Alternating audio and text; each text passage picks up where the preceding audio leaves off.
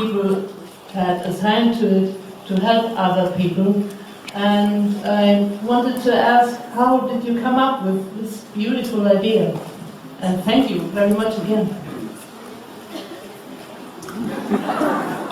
We were all flying back from a convention one night, and I don't remember where the convention was, but it was somewhere in the US. It was one of the creation conventions, and we were talking about, it had been, we, at every convention, I think it's fair to say, at every convention, people come up to us and tell us stories about traumatic experiences that they've had in their life, or very difficult periods that they have struggled through, and how either the show or our characters or the community that has coalesced around the show have really helped them in some way. We hear stories about, you know, people say very often to us things like, I feel like I wouldn't be here if it weren't for, you know, the show and you guys. And it sometimes gets incredibly emotional. You know, I think it may have been at this convention that we were flying back from, but a woman had come up with her daughter, and her daughter said to me, the woman was standing right behind the daughter was like 18 years old, and she said, the daughter said, you know, I really wouldn't be here were it not for you and the show. She was saying you, like you guys and the show, and the mom was nodding her head because she knew it to be true, and she was crying, and I just started bawling. Like I couldn't contain it. I just started crying. Like, as a parent, you know, the idea of imagining your kid wanting to kill themselves is like the most. As a human. I mean, like imagine like. No. I mean, like you can't even think about it, and we have a lot of those experiences on the show. I mean, going to conventions with fans, and Jared had done a lot of these. You guys both did it together,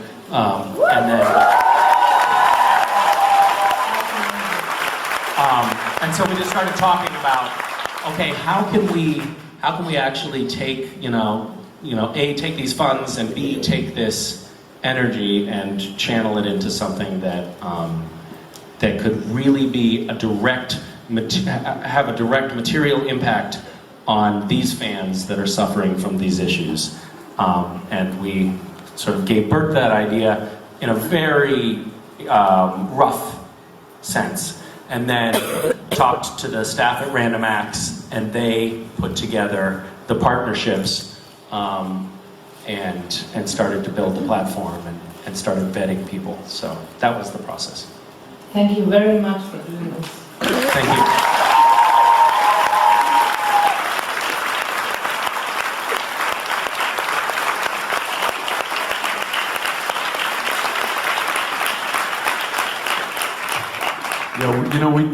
We joke a lot, and we really do. We have a really good time together, and we make jokes and we laugh, but there's really a common denominator, I think, with all the guys that are here, and with a lot of the cast and a lot of the crew, and it's a deep emotional bond that we have, not only to the stories that we're telling in the show and what it's created, but to you guys, and that's given us reason and strength to do a lot of things.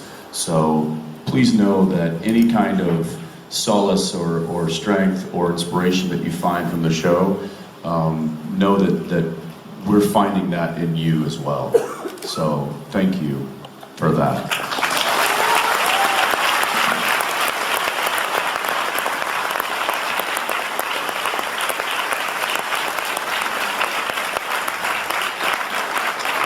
Hi. Hi. I've got a question about the season when everyone basically went back to the cage, to Lucifer, to rescue Sam. So this season they were sort of re-exploring the cage and everything that happened with that. Dean obviously had to go down into hell to be part of this. and this was the first time he'd gone back to hell since he was rescued by Castiel. And I was wondering, was Dean's reaction, was that in the script, or was that something that you added? And also, I was wondering, will the show ever re-explore Dean's time in hell and the rescue, that Castiel's rescue as well? That's a great question. No, that in fact, when I read that script and I read that scene about Dean going back down,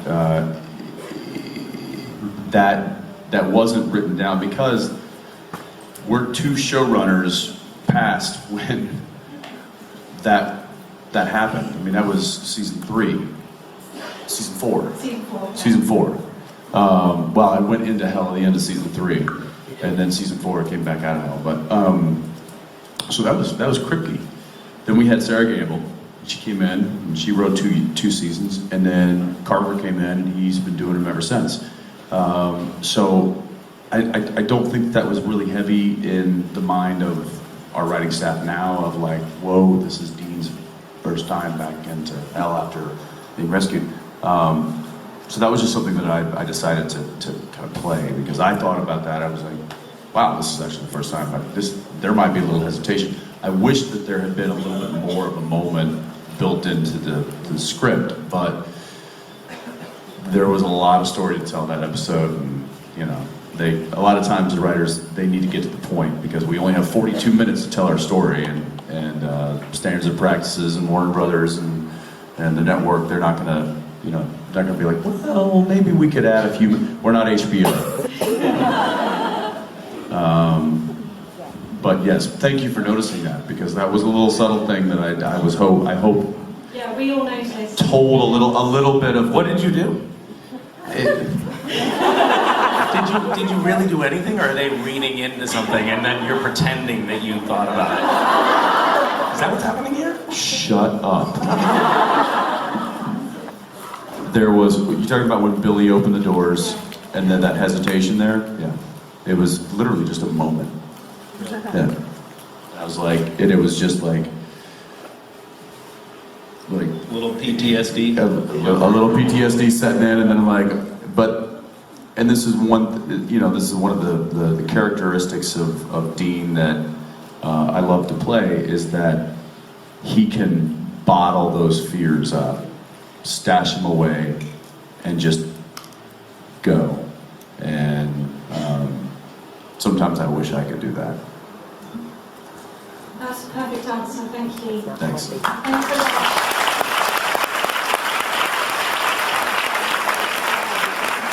Hi. Hi. That's going to be really hard to follow.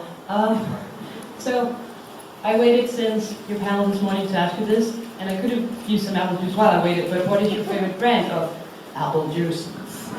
Mott's? See, I said treetop. Oh, good place. You're a Mott's guy. Yeah. You're dead to me. Close second. I'm a treetop guy. Yeah. Yeah, but the crazy thing is the makers of treetop.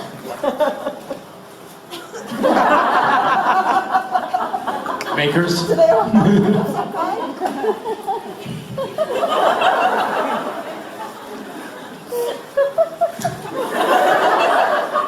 They have a few different makers. The apples are grown generally on the Lefroy vineyard or apple orchard. Yeah, I'm sorry, yeah. yes, the orchard. And also if You like Scottish apple juice, if right? they're really aged properly, Yeah. the McAllen orchard makes some amazing apple juice as well. Interesting. Yeah. I can see that. I actually made apple juice, apple cider in high school. That was my job. And you might be, I don't know if you guys have, this is a real sidebar, and I'm not answering your question. Are we still talking about apple juice? No, we're actually talking about apple juice now. And so what we would do when we made apple cider is we would take apples that had fallen on the ground that had worms in them and dirt in them, and then just squeeze them and serve it to customers. So You were definitely rotten you apples. were getting rotten apples and for sure lots of worms. Isn't that awesome? Because it was dirt cheap. Yeah. Anyway, New England apple cider, you guys. I really highly recommend it. Highly recommend. Yeah. Yeah. No? No. The front row is shaking their head at me like I'm a disgusting person. And the front row is right. Yeah. Yeah, I think the back row is shaking their heads. Everyone is. I just can only see the front row. Hi. Hi. I wanted to ask you a question if Misha, if that's okay. That's fantastic, actually. Sure, yeah, I'll just be here. I had a question for you, but I waited in line and I can't. What is it? I'll just be waiting here? I'll just wait here then? You'll just wait here then. I'll just wait here then.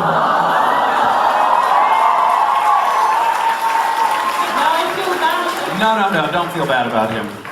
Feel bad. People ignore him all the time. I wanted to ask you a question about the development of Castiel's character through the seasons. He started out very righteous. Yes. And innocent. Yes. Often a little bit blasé. Well, No, not just. listen, this is what happened. I'll just tell you straight up. Castiel was written, the script was very clear, the character was very tough, very, very sort of military, very don't fuck with me. I mean, you know, those first couple of episodes where Sam is confronting Dean. Sorry, that's 2 F-bombs today. I apologize for the children in the room. He was very, very tough. Learn it now, you'll need it later.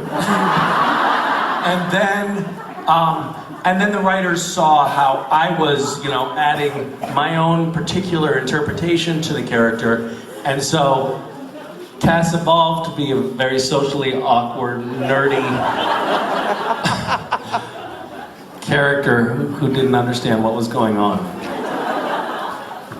That was just the writers adapting to me. I don't mean about the awkward part. I Yes. think that's actually something that at least some fans like about Castiel, just saying. Oh, well, thank you. Thank you for your charity. She said some. Some.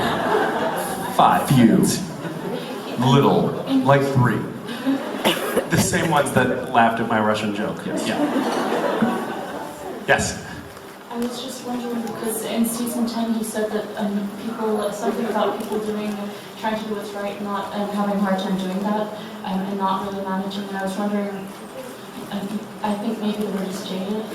I was wondering what you thought about the development of Castiel's character. Okay. I think that Cass has become pretty jaded in his exposure to humanity and the human problems. I think that he was very idealistic when he started on the show. We saw this character who thought that if you did the right thing and you were in service of God, you were gonna come out on the right side. And I think that over the course of the show, for many seasons now, we've seen people trying to do the right thing and having horrible things happen, or having to do really bad things to, you know, have the ends justify the means. I think that it's kind of interesting that the show has allowed that complex version of all the characters to happen, because I think that it's true of Sam and Dean too. Like, they're trying. Sorry, I've been asleep for the past 5 minutes. You know, it's funny. I think I fell asleep when I was giving that answer. I'm pretty sure you did.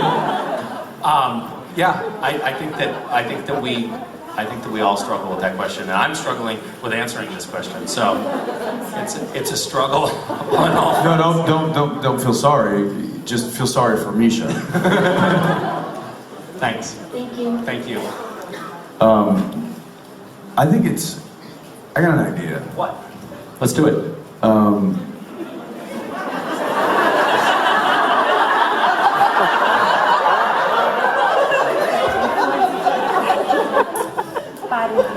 I think it's time to shamelessly promote some movie we have nothing to do with. Oh, what a great idea!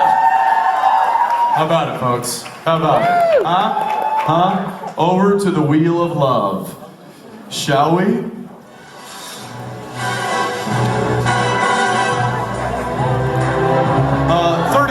James Bond.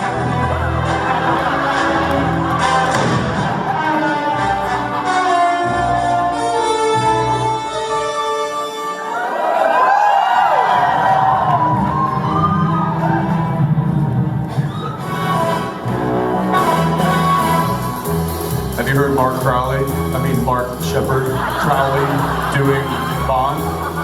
No. Hello, I'm 007.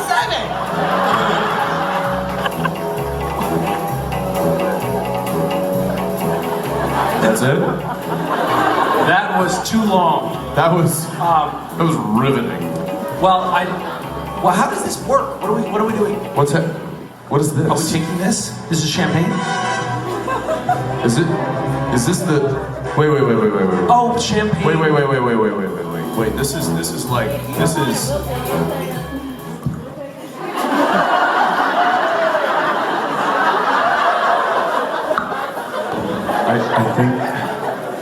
I think this is Daniela, is this the champagne for the movie that was made, that was drunk in the movie that Bollinger made for? Yes. Hello. Can we have some? Wow. Twins, Basil. Okay. All right, let's do this properly then. Holy crap. Sweet. Can you share? The unfortunate part is there's not enough to go around. So I'm going to explain what it tastes. No, you know what, Jensen? That's incredibly selfish of you. I think that we should have some of the fans come up who have sophisticated palates, and they can explain it. Yes. Who wants to help explain? Nobody? I don't see a hand. One. You in the back. Can we get some house lights? Ugh. Yep. Yeah, those were comedy elbows. Lights. Okay, yes, you with the iPhone in your hand, sir. You come on up. Good call. The iPhone, they do stand out. I love champagne. Stand away. Come to Right there. Yeah, yes. Okay. Come on up, guys. Come on up. Yep. 2, 3, 4. The 4. How many do we need? Okay. Okay.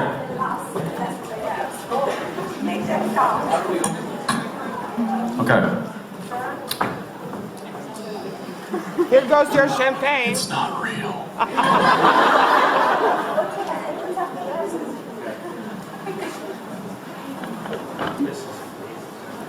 This is super fancy. Hang on, can we present this nicely to the audience? Yeah, it's I think it says Champagne Bollinger. It says 007, so it's only 7 years old. We're kind of connoisseurs. We know what we're talking about. Alright.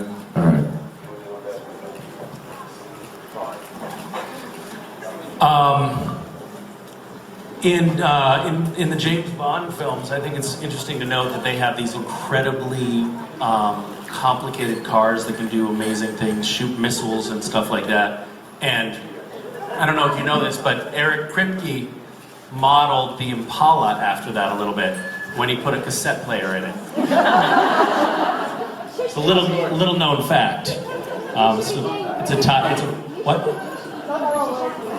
I should be doing a British. Oh right, we should be doing British accents for this occasion, should we not? Good sir. Yeah, right. Yeah, it's great. Not that one. No, they're saying don't. No. They're saying don't. If I do it upwards, it's just going to go straight right back down and hit him in the head. If I do it outwards, then it's going to somebody's going to actually catch it. Right, you got a good point. But what I'm saying is, if you want to get more... No, I want to get all the way back to the back. No, what I'm saying is, if you want to put someone's eye out, you've got to point it and shake it. Right there. Like, hit it really hard. Yeah, use your influence. They're so nervous in the...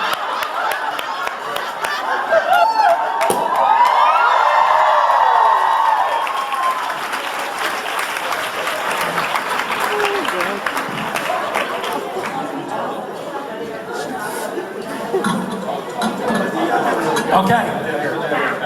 We had dead air there for a second. That was terrifying. So, you were terrified?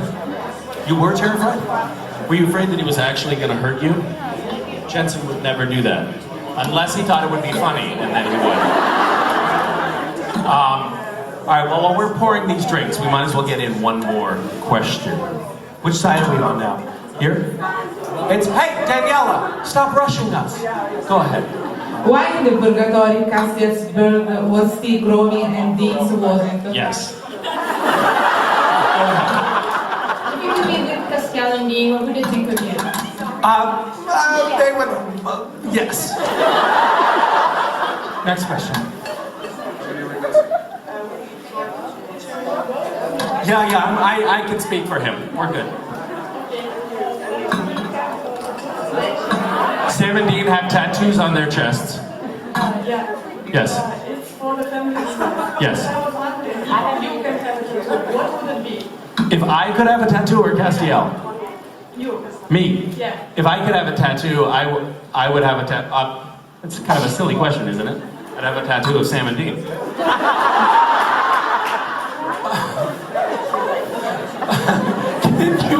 Can you imagine if I showed up at work and I'd be like, hey guys.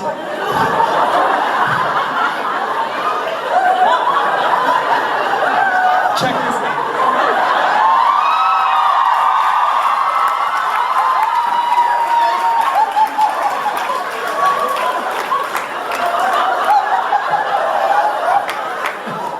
Hey guys, I hope you don't think this is weird, but I want to show you something. I turned my back for like 2 minutes.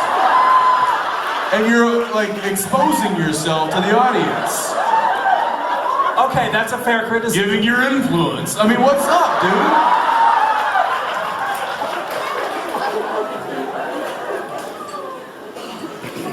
Okay. Wow. All right, here we are. What? There's 16 people in the hall. Well, not my fault. Daniela. Cheers. Cheers to all of you. Cheers to all of you. Salute.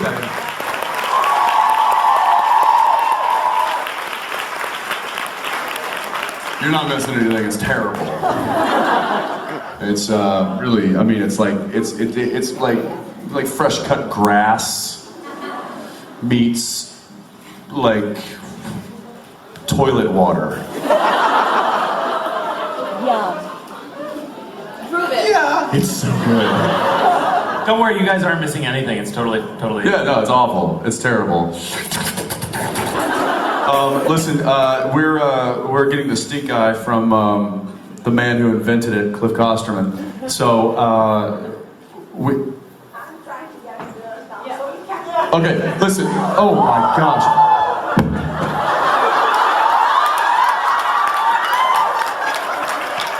You know what? I got it. It's cool. That was a great button. He spiked the mic one more time. Yeah. Ladies and gentlemen, thank you. Cheers. Thank you for coming up. Enjoy. All right. Well, I think that does it for us. Should we get off and then go back? I think we're done. What do you say? No. We'll just. Ooh, that's kind of a cool memento.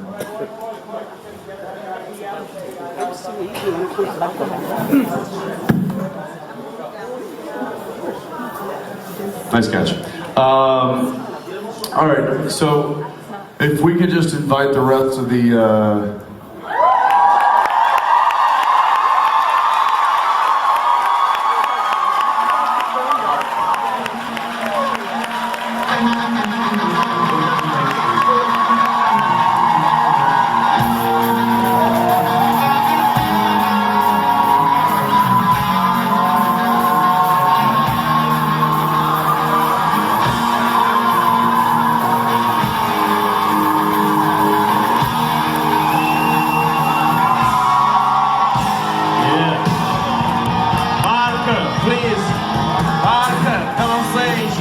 please.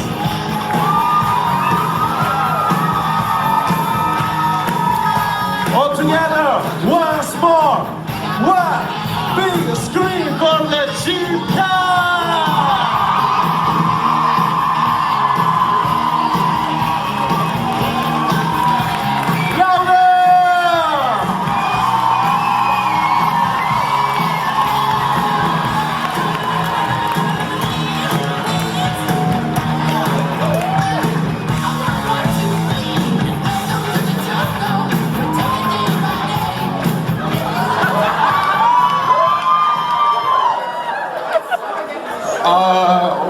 I will start.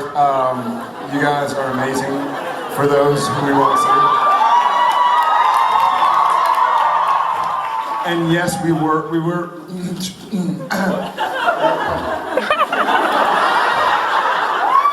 He's got a man bun.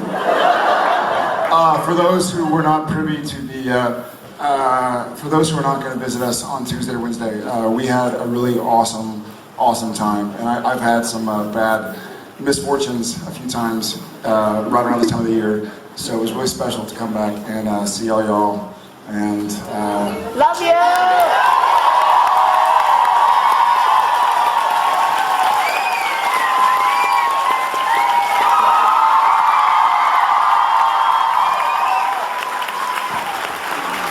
Yeah, listen, everybody, there is no doubt that we love coming here. There's no doubt that we love you all. Thank you so much for bringing the energy and the love that you bring. She's a little nervous. You'll have to excuse her. She's also married, so back off. That's what I've been hearing. Yeah. That really applies to Rob.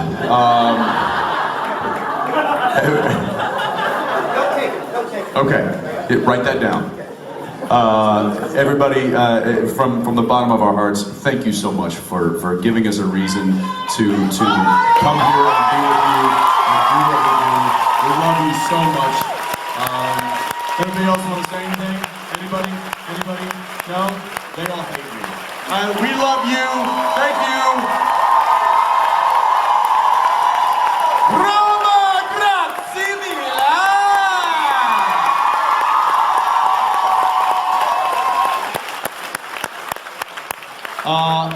But before we go, there's one person we need to bring up here and just give it a little bit of a thanks to, and that is the beautiful, the gorgeous Daniela.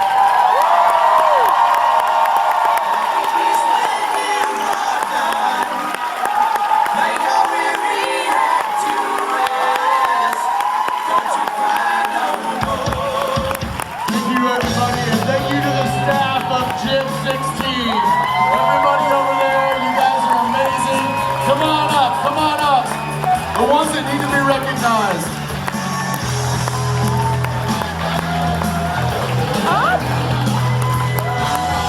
A lot of work goes into what happened today, and yesterday, and the day before. You guys, I know you know that. Thank you so much.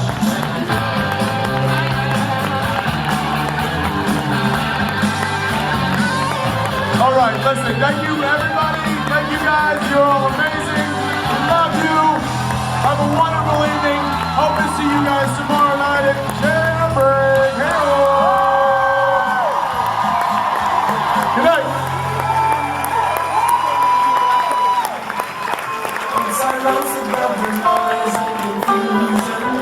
Just to get a glimpse beyond this illusion.